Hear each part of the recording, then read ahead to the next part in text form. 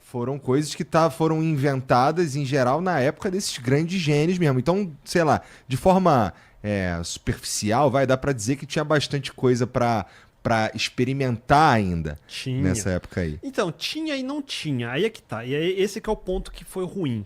Então, o Rosenblatt, por que eu contei a história do arrogante? Porque ele conseguiu funding do exército, porque falou, pô, parece legal essa sua pesquisa. Da Marinha, não lembro. E, sei lá, $100 mil, que na época é um monte de dinheiro. E a mídia ficou interessada, e por isso que eu falo do problema do overhype. A mídia ficou interessada, saía tudo que você vê hoje saindo nos jornais, IA vai dominar o mundo, ela vai se tornar consciente, era exatamente esse headline que tinha naquela época. Entendi. O Rosenblatt estava tão empolgado com a ideia, falando, um dia esses perceptrons vão aprender a aprender sozinhos, vão saber tudo, vai ter consciência. Ele fazia essas afirmações na pompa dele, porque ele conseguia imaginar que um dia isso será possível, né, dentro da ideia. É uma visão possível. Só que o que ele tem hoje, Perceptron, é uma prova de conceito. Tipo, é como se você fizesse... Não, um dia eu vou ser bilionário porque eu acabei de ganhar $1 na feira, sabe? Uma coisa do tipo, eu consigo enxergar, mas... Se eu ganhei isso, eu sou capaz de ganhar $1, eu sou capaz de ganhar $1 bilhão. Exato. Entendi. Então, era um chute muito longo. Coitado, ele era um menino, nos anos 60, ninguém tinha... né? Mas o problema é que isso pegou de fato, isso saía na mídia repetidamente. O Marvin Minsky ficou putaço com isso, ele detestava essa ideia. Assim, ele entendia tecnicamente, ele não era burro, mas ele sabia que esse chute era longo demais. Entendi. Ele escreveu um livro sobre Perceptron e por que isso não ia acontecer, por exemplo. Então, o Marvin Minsky foi um detrator do aluno dele, que foi o Rosenblatt. E acho que eu tô falando certo o nome, ele tá procurando o nome, acho que é Rosenblatt, mas posso estar falando errado o nome dele.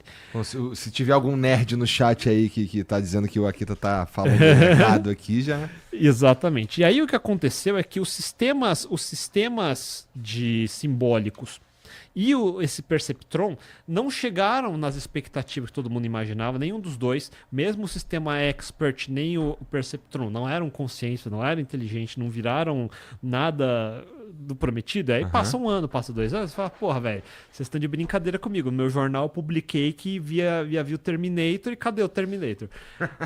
Entendeu? E aí ainda tem o livro do Marvin Minsky que fala, não, o Perceptron é uma droga. Fala, porra, então vocês nem se entendem entre vocês, sabe aquela coisa? Então começa, aí caiu, e os anos 70 em diante virou o AI Winter, virou o inverno dele.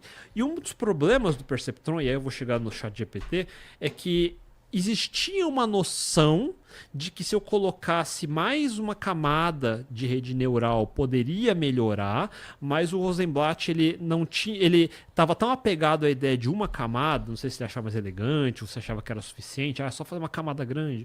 Ele não conseguia entender essa camada do meio. A gente chama essa camada de camada escondida, hidden layer.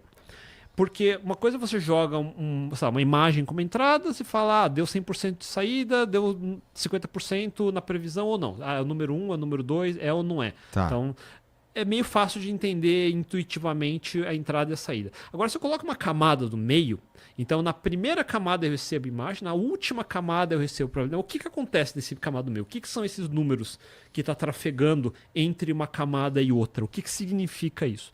Então levou até os anos 80 para resolver esse problema. E aí entra um nome que hoje está em voga bastante, que é o tal do Geoffrey Hinton. Ele ganhou, acho que Nobel, se não me engano, prêmio Alan Turing. Puta pesquisador. O Hinton também, se eu não me engano, acho que foi um discípulo de Marvin Minsky, não tenho certeza, mas ele é outro gênio mesmo, porque ele que inventa a forma de usar multilayers. Então, é ele que sai do perceptron de uma camada e a gente chega em múltiplas camadas, o Deep Neural Networks. Então, ele inventa o conceito de backpropagation. Então, se eu vou treinando e a resposta não está correta, eu tenho que ajustar os parâmetros para trás. Só que parâmetro? Com 1 bilhão de parâmetros, como é que eu ajusto isso para trás? Então ele cria o algoritmo para conseguir ajustar esses parâmetros para trás, para que na próxima vez ele vai melhorando a resposta. Então a gente tem essa ideia de backpropagation, e backpropagation é que se torna o backbone da próxima fase dos anos 90. Então os anos 80 e os anos 90 vai bem lento, porque a gente tá de novo na depressão da IA. Fala, cara, IA é legal, mas não é tão legal assim. Não é o suficiente para eu escrever um jornal. Nossa, o cara inventou backpropagation. Mas isso não quer dizer que governos ou empresas e tudo mais não estivessem usando inteligência artificial como era na época, não é? Então, mas ou paramos de usar? É porque, o que acontece? Nos anos 80 e anos 90, todo mundo ficou mais... a ideia de computação do público deu shift para microcomputadores, para a internet nos anos 90. Então, esse era o grande boom. Então, todas as outras coisas estavam acontecendo em background. Então, o Geoffrey Hinton estava trabalhando, mas tipo, ele era um pesquisador de ciência da computação na universidade.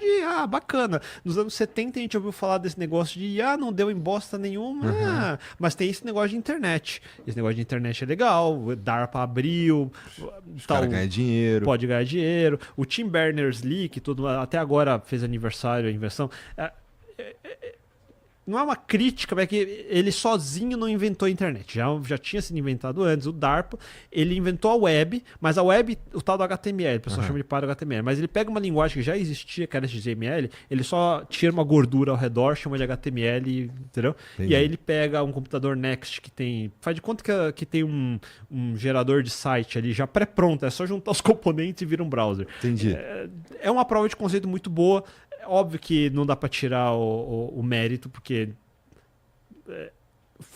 é como a gente coloca no imaginário popular como um momento chave, sabe? Mas não é que ele sozinho inventou tudo. Entendi. Eu falo esses montes de nomes porque no final das contas o que acontece é que cada um tá no ombro do outro, entendeu? Entendi. Então, Essa parte eu tô sacando. Então isso é bacana Mas o negócio dos anos 90 é que a gente entrou na bolha da internet.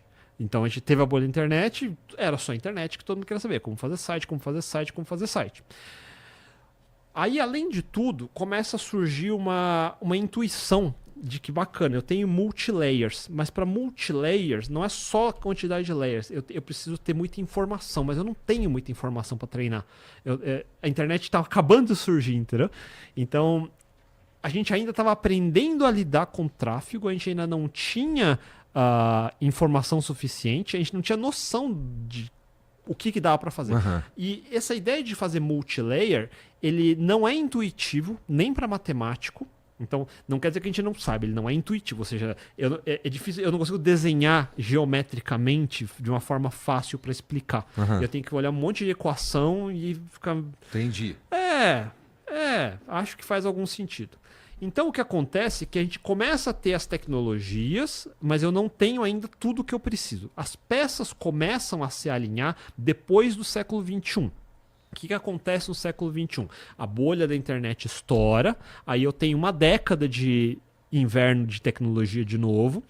Aí o que acontece é que muitos desses pesquisadores começam a ter acesso a dados.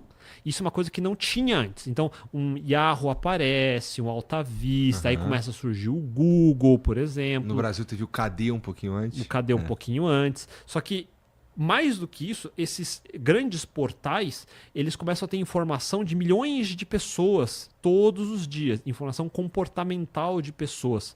Então, a gente inventa logo em seguida um troço novo chamado rede social. Rede social, a gente brinca hoje, mas existe uma ciência por trás de rede social. Tipo, como redes funcionam, como que elas se formam, como que elas se comportam. A primeira que eu vi foi o Orkut.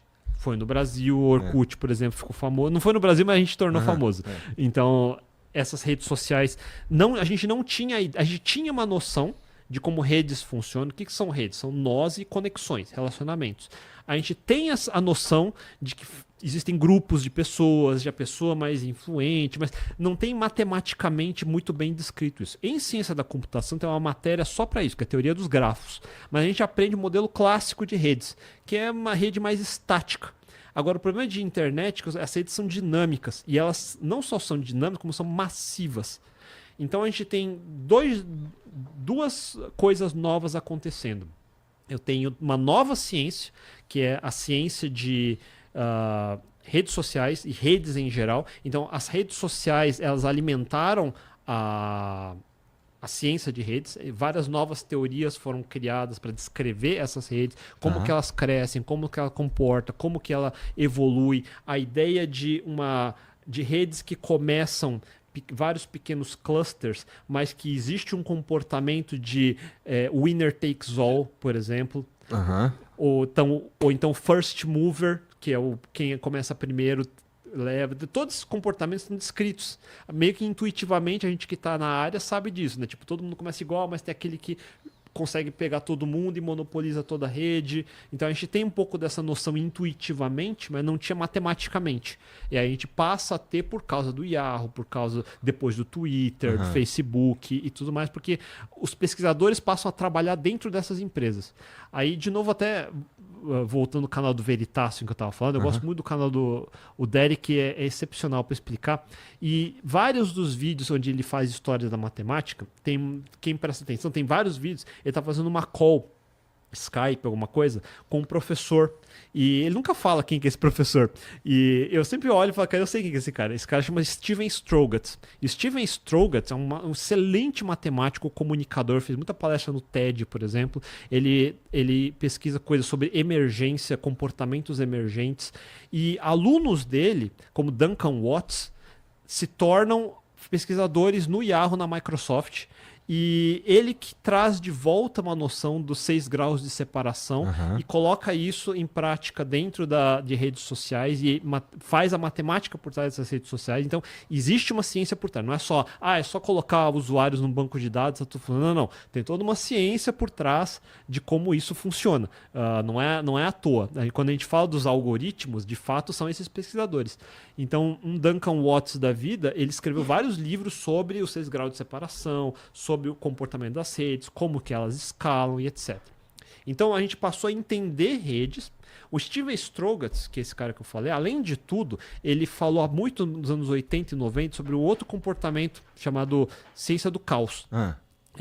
Comportamento não linear, que a gente chama. E aí, então, tudo isso vai se juntar.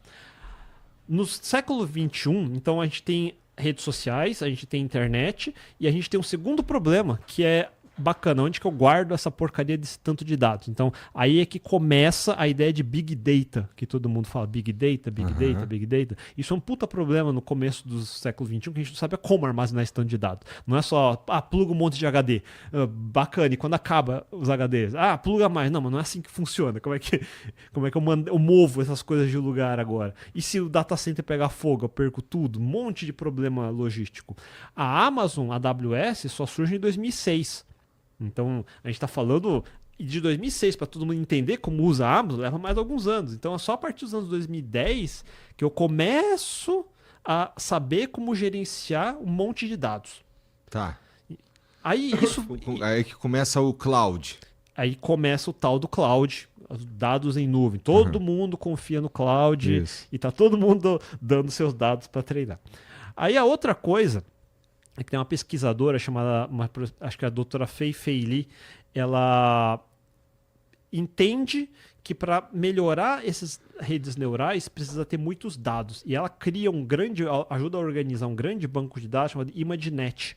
Essa ImageNet, na época, era o maior conjunto de fotos e imagens que se tinha para treinar. E aí vários pesquisadores todo ano participavam de uma competição para tentar criar uma inteligência que conseguisse classificar e identificar essas imagens. Se eu desse uma imagem de um gato, eu falava, eu sei, isso é um gato, isso aqui é um cachorro, isso aqui é um tigre, não é um gato. E sempre foi sendo baixo. Acertava 50%, 51%, 80%. Era quase ali uma bola de cristal, né? Quase uma numerologia, de certa forma. Era meio... Não era tão exato. Assim, Bom, se acerta 50% das vezes é igual jogar uma moeda. Exato. Tem que ser melhor que 50%, muito melhor. Mas exatamente essa intuição é boa. Mas demorou muito para isso acontecer. Aí aparece de novo esse Geoffrey Hinton e um aluno dele, que é o Elias Sutskever. Esse Elias Sutskever, ele começa a ter um insight de que, cara, a matemática que a gente está fazendo talvez rode nesse troço novo que está saindo agora, chamada GPU. se eu usar a GPU, talvez eu consiga processar melhor, treinar camadas mais profundas e gerar resultados melhores. Então eles fazem essas provas de conceito e, de fato, a versão deles, o AlexNet que eles chamam, é tipo uma ordem de grandeza melhor que todo o resto, e de um ano pro outro vira uma ordem de grandeza e uma ordem de grandeza. Tipo, eles conseguem ir, sei lá, faz de conta, chutando de 70% para 90% Tá. em pouquíssimo tempo. Isso foi uma outra grande revolução.